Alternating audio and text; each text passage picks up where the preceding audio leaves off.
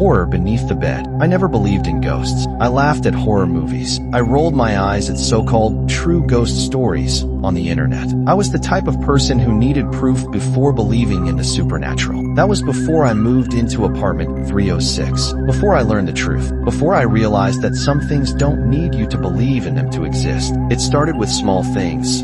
Things that could be explained away. I'd hear faint scratching at night, like rats moving through the walls. Sometimes, my blankets would be slightly off in the morning, even though I was sure I had tucked myself in properly. Then came the smell. It was faint at first, a damp, rotten scent that lingered in the air, like meat left out for too long. No matter how much I cleaned, no matter how many air fresheners I sprayed, it always came back. And then, the nightmares began. Every night, I dreamed of something crawling under my bed. Long, twisted fingers reached out, covered in something black and oozing. A voice whispered my name in the dark, stretching the syllables like it was tasting them. Jayakak. I would wake up drenched in sweat, heart hammering. But it was just a dream, until the night it wasn't. It was 3:12 a.m. when I woke up to the feeling of something pulling my blanket downward. I stayed completely still. The air in the room was heavy, pressing against my chest like something invisible was sitting on top of me. The scratching sound was louder now, more frantic,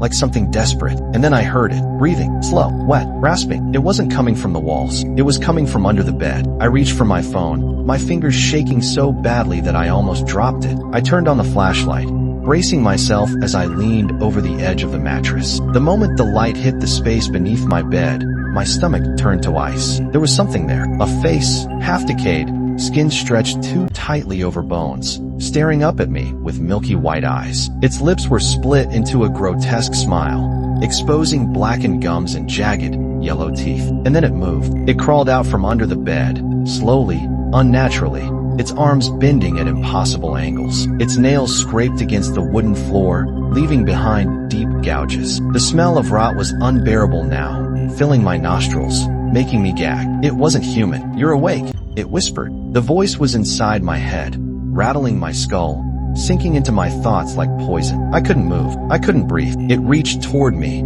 its fingers inches from my face, when suddenly, it stopped. It cocked its head, listening. Then, with a horrifying, jerky motion, it slithered backward, disappearing into the darkness beneath my bed. The room was silent. For a moment, I thought it was over. Then, a single, rotting hand shot out, grabbing my ankle. I screamed. I kicked, scrambling back, my nails digging into the floor as I tried to break free. The grip tightened, so strong it felt like my bones were about to snap. Then, just as suddenly as it had grabbed me, it let go. I fell backward, gasping, heart pounding so hard I thought it would explode. I didn't sleep for the rest of the night. The next morning, I left. I packed a single bag and never looked back. I don't care about my furniture. I don't care about my deposit. Whatever was under that bed can keep it. But before I left, I dared to take one last look. Underneath the bed, carved into the floorboards in long, deep scratches, was a message. For simple words, "I'm not done yet. I still hear scratching at night, even in my new place, even miles away. And sometimes, when I wake up in the middle of the night,